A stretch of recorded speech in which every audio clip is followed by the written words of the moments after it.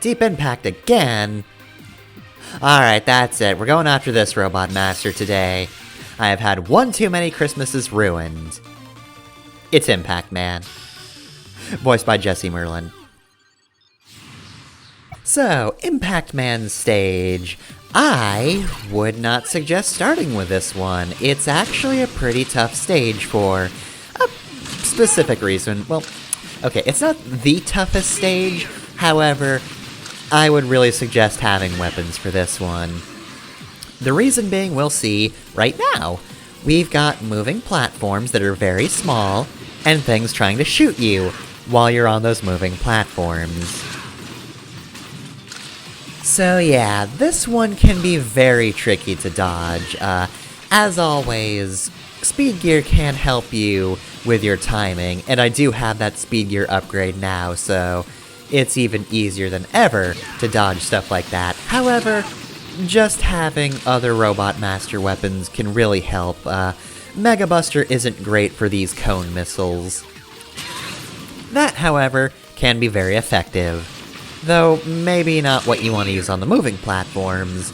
I would suggest Blockman's weapon. Torchman is maybe a little unwieldy, but it's got a pretty big shot, so it's not awful to hit with. Bounce Man depends on the room. Blast Man I wouldn't suggest, and oh hey, we got these guys. Alright, so I know you might look at that and think, is that a one-hit kill? No, don't worry.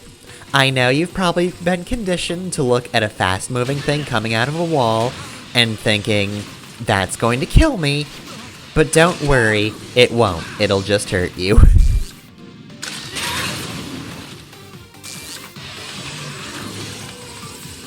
Of course, Speed Gear also helps with those guys, but, you know. We'll get to that when we get to that, but they're not exactly easy either.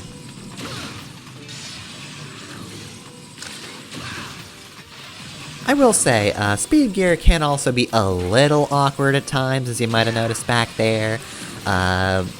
Sometimes when you're moving at normal speed, you just have to wait for things to be in position so you don't jump into a slow-moving object, which would be more embarrassing than getting hit if you were at, you know, slow motion.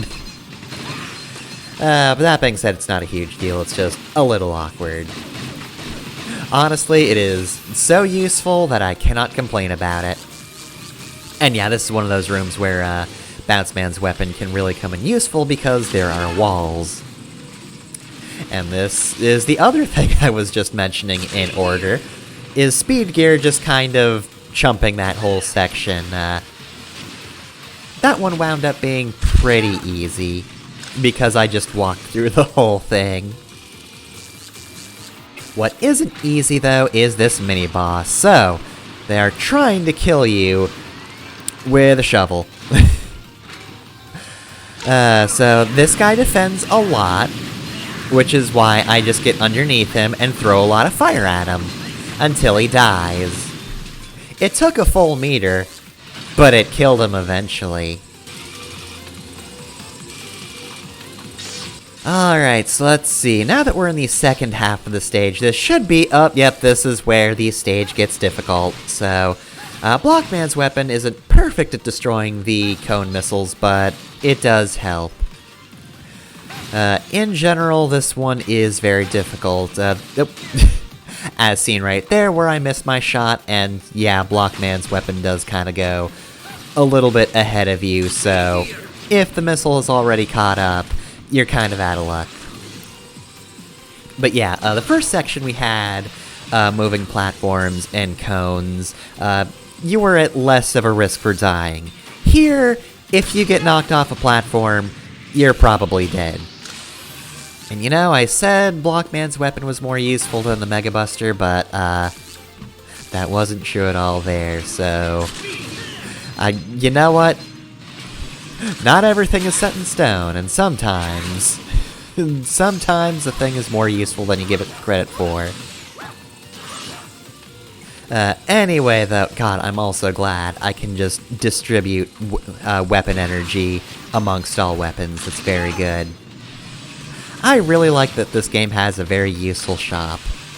Imagine that. I'm just way more excited about the shop that sells more than just E-tanks and extra lives.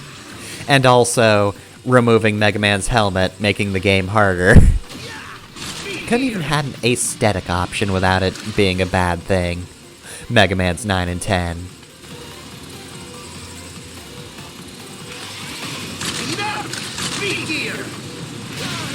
Alright, so anyway, this is where these enemies actually get pretty difficult. And where moving at normal speed didn't really help me at all. Because you do not have the room to move around, and these guys are tricky to avoid. Honestly, it might not be a bad idea to go without speed gear, just so you can be prepared for these guys. Because oh, goddamn. You can't speed gear your way through the entire section. It'll burn out eventually, but like, getting used to where you need to be with these guys moving so rapidly can be actually pretty helpful. You cannot cheese this section like you could the other sections with these drill whatever they are. Drill-a-majigs. And yeah, be careful leaving this area because sometimes the drills will just come from the ceiling, though.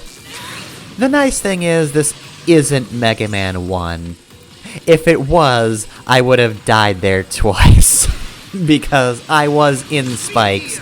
Also, yeah, this section is super rude, so just fucking use speed gear. The moral of the story is, just use speed gear. It's helpful. It's a really good tool. It's really my favorite addition to this game, which makes sense because really there were only like 2 major gameplay changes to this game. And the other one's Power Gear, which is just Buster, but more so. Behold, Impact Man. Not the voice I would have expected for you, but I love it.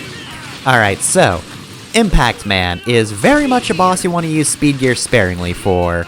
You don't need to, but it can help you adjust your jumps. Impact Man, of course, is very heavy, so you don't want to be on the ground when he does his big hops. These hops are fine, though. He will, however, stick spikes into the ground, so destroy those before they get in your way. But yeah, he moves pretty quickly, even though Power Gear is the one he's using. But Speed Gear can just kind of negate that, and yeah, just be wary that he shoots in all directions right there. Honestly, Impact Man isn't too bad in the first place. I got hit by his first attack, but other than that, like, he's big so I can make him a little difficult to dodge, but he's very predictable, and he doesn't really do much that's tricky. He's a very big boss, so maybe he's a bit intimidating, but he's actually pretty simple. In terms of why you shouldn't do the stage first, it is entirely due to the stage, not the boss. Impact Man is very easy to learn, even if you don't have the very good speed gear.